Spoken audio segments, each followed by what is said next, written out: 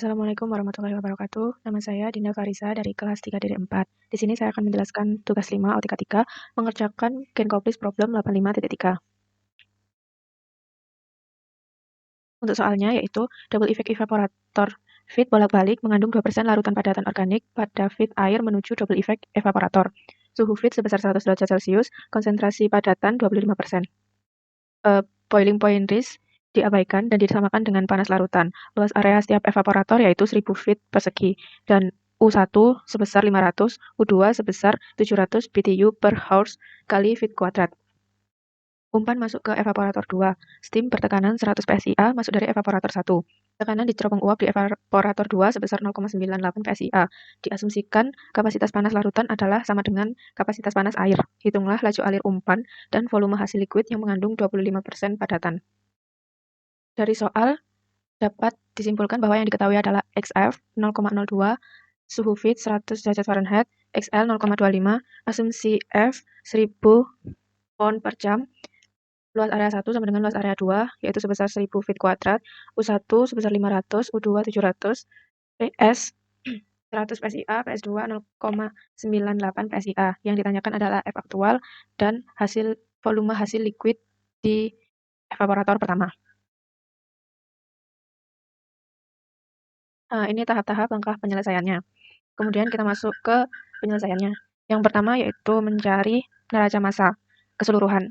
Rumusnya F sama dengan L2 ditambah V1 ditambah V2. Masih berupa persamaan. Kemudian masuk ke neraca massa komponen. Rumusnya F dikali XF sama dengan L2 dikali XL2 ditambah V2 ditambah V1 ditambah V2 dikali 0. Ini karena steam maka 0. Kemudian dimasukkan angkanya 1000, 0,2 didapatkan L2 sebesar 80. Selanjutnya ke langkah yang kedua, diasumsikan bahwa V1 sama dengan V2. Rumusnya sama dengan neraca massa yang awal ini dimasukkan. Kemudian didapatkan V1 sama dengan V2 sama dengan 460 pound per jam. Kemudian masuk ke neraca massa efek. Pada evaporator 1, rumusnya L1 sama dengan V1 plus L2. Didapatkan L1 sama dengan 540 pound per jam. F2 rumusnya V2 plus L1, masih berupa persamaan. Kemudian lanjut ke mencari nilai TS dan TS2. Tes air pada tekanan 100 PSIA didapatkan dari tabel di buku Genkoplis Appendix A2.9. Nah, ini angka-angkanya yang di tabel. Kemudian karena suhu 100 itu tidak ada di tabel, maka kita harus melakukan interpolasi.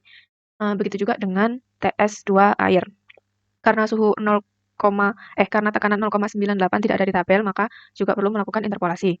Didapatkan TS1 hasilnya 327,76119 Fahrenheit.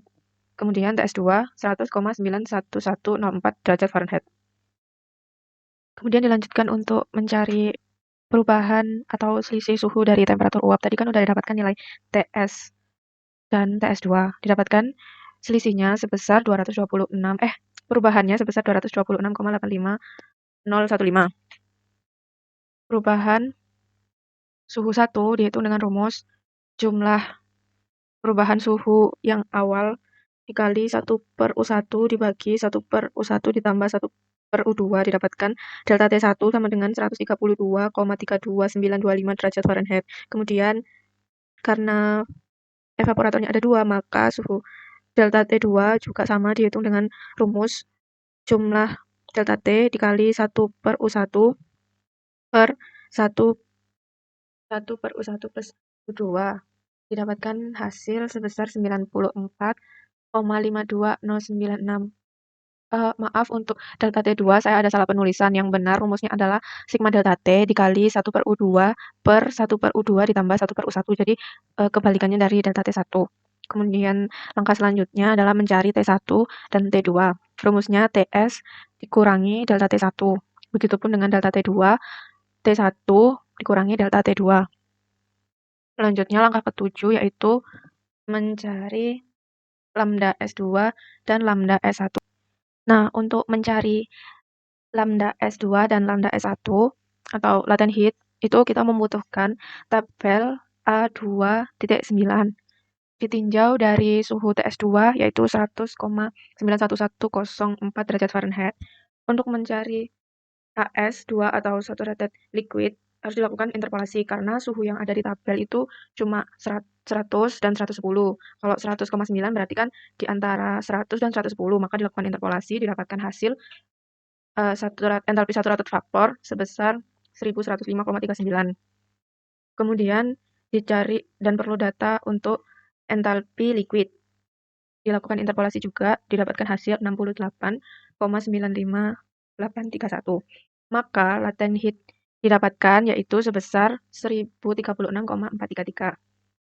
Selanjutnya untuk lambda S1 itu ditinjau dari suhu TI sebesar 195. Tabel yang digunakan juga sama, tabel A2.9.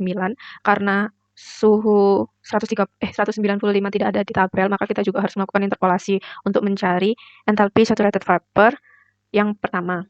Didapatkan hasil liquid sebesar 163,4837. Masuk ke langkah selanjutnya, yaitu mencari HL1, HL2, dan HF. Nah, untuk entalpi liquid itu ditinjau dari suhu 100,9114 tadi, yaitu suhu T1. Diubah ke Celcius karena untuk memudahkan perhitungan di tabel. Soalnya di tabel hanya ada satuan Celcius, maka diubah ke satuan Celcius.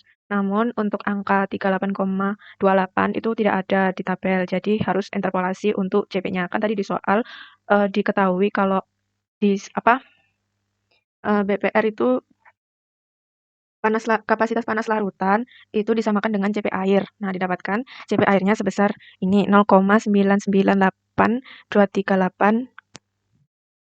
Kemudian H2 sebesar ini sudah dihitung di atas tadi, maka tinggal dimasukkan ke rumus HL1 atau entalpi liquid 1. Rumusnya CP dikali DT, perubahan suhu. CP-nya ini, DT-nya menggunakan delta T1. H2 pun juga seperti itu. CP-nya ini, DT-nya menggunakan delta T2. Untuk HF, CP-nya sama yang dipakai, tapi DT-nya menggunakan suhu TF yang sudah diketahui di soal. Setelah melakukan serangkaian perhitungan di atas, maka sekarang kita menghitung neraca energi pada efek 1. Rumusnya L1 dikali HL1 ditambah S lambda S2 sama dengan L2 dikali HL2 ditambah V1 ditambah HS1. Tinggal dimasukkan, L1 belum diketahui. Tadi L1 yang di atas tadi kan belum diketahui, jadi masih bentuk persamaan.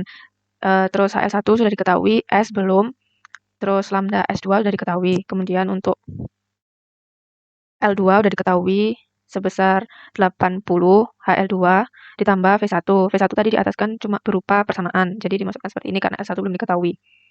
Kemudian HS1 1144,146. Setelah dihitung didapatkan persamaan 948,9621 L1 sama dengan 1036,433 S ditambah 83.469,7431 merupakan persamaan 1. Kemudian dilanjutkan ke neraca energi pada efek 2. Rumusnya FHF ditambah V1 dikali lambda S1 sama dengan L1 HL1 ditambah V2 dikali H2. Dimasukkan rumusnya, jadi ini. Kemudian setelah dihitung-hitung, didapatkan L1 sama dengan 678,9088 BTU per hours. Selanjutnya langkah ke-11 yaitu mensubstitusikan L1 yang sudah ditemukan ke persamaan 1. Persamaan 1 tadi kan 948,962 Li sama dengan 1036,433 S ditambah 83.469,74. Nah, Li-nya sudah diketahui, maka dimasukkan, didapatkan hasil S sebesar 541,0758 BTU per hours. Sampai pada tahap terakhir, yaitu menghitung actual fit. Pertama-tama kita mencari V1. V1 rumusnya kan L1 min L2. L1-nya tadi udah diketahui, kemudian L2 juga udah diketahui, maka V1 didapatkan sebesar 598,90881 pound per jam. Selanjutnya mencari Q1 atau heat transfer 1. Rumusnya S dikali lambda S1 didapatkan Q1 sebesar 530.622,61 BTU per hours. Untuk Q2, rumusnya V1 dikali lambda S2 didapatkan Q2 sebesar 476.759,38 BTU per hours. Nah, untuk Q1 rumusnya itu juga bisa digunakan untuk mencari A1. Jadi A-nya itu nanti di rata-rata. Karena Q1 sudah diketahui, U1 sudah diketahui 500, delta T1 juga diketahui, maka didapatkan nilai A1 sebesar 8,01973. Untuk Q2 juga sama rumusnya, tapi menggunakan U2, A2, dan delta T2. Didapatkan A2 sebesar 7,20565. Lalu dihitung rata-rata A-nya didapatkan sebesar 7,61269. Maka aktual fit yaitu F dikali 1000 itu asumsi awalnya fit, kemudian per rata-rata dari A. Nah, didapatkan aktual fit sebesar 131.360 lbm per hours. Kemudian untuk L2-nya tadi 80 pon dari perhitungan L2 yang awal dikali 1000 asumsi untuk fit yang pertama dibagi sama rata-rata nilai A. Didapatkan L2 sebesar 10.508,8 lbm per hours. Nah, itu tadi hasilnya sudah diketahui. Terima kasih. Mohon maaf bila ada salah kata atau salah pengucapan rumus. Sekian dari saya. Wassalamualaikum warahmatullahi wabarakatuh.